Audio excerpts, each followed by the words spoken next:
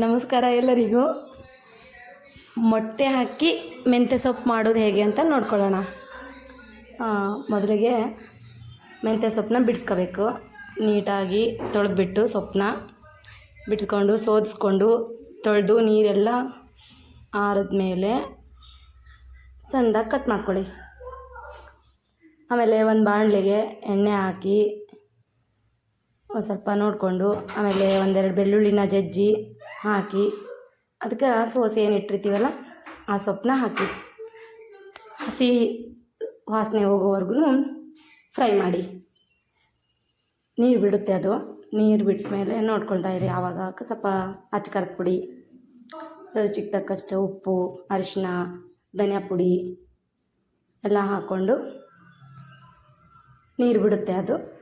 ಹಾಗೆ ಲೋ ಫ್ಲೇಮಲ್ಲಿ ಇಟ್ಟಿರಿ. ಹೀಗೆ ಎಲ್ಲ ನೀರು ಬಿಟ್ಟು ಹಸಿ ವಾಸನೆ ಹೋದ್ಮೇಲೆ ಈ ಥರ ಸ್ವಲ್ಪ ಮುಚ್ಚಿಬಿಟ್ಟು ಲೋ ಫ್ಲೇಮಲ್ಲಿ ಬೇಯಿಸ್ಕೊಳ್ಳಿ.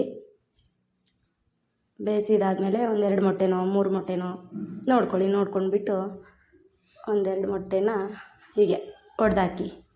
ಸ್ವಲ್ಪ ಲೋ ಫ್ಲೇಮಲ್ಲಿಟ್ಟರೆ ತಳ ಸೀದೋಗಲ್ಲ, ಇಲ್ಲಾಂದರೆ ಸ್ವಲ್ಪ ತಳ ಸಿಗಿ. ಮೊಟ್ಟೆನ ಒಡೆದಾಕಾದ್ಮೇಲೆ ಆಮೇಲೆ ನಿಧಾನವಾಗಿ ಸ್ವಲ್ಪ ಕ್ಲೀನಾಗಿ ಹಿಂಗೆ ಮಾಡ್ಕೊಂಡು ಮೊಟ್ಟೆನ ಸ್ಪ್ರೆಡ್ ಮಾಡ್ಕೊಳ್ಳಿ. ಸ್ಲೋ ಫ್ಲೇಮಲ್ಲಿ ಇಟ್ಬಿಟ್ಟು ಕೈ ಬಿಡ್ದಂಗೆ ಅದನ್ನು ಆಡಿಸ್ತಾ ಇರಬೇಕು, ತಿರುಗುತ್ತಾ ಇರಿ. ಅಷ್ಟೇ, ಆಯಿತು. ರೆಡಿ. ಖಡಕ್ ರೊಟ್ಟಿ ಚಪಾತಿ ಜೊತೆ ತಿಂದರೆ ಸಖತ್ತಾಗಿರುತ್ತೆ. ಮನೇಲಿ ನೀವು ಟ್ರೈ ಮಾಡಿ. ನಮಸ್ತೆ.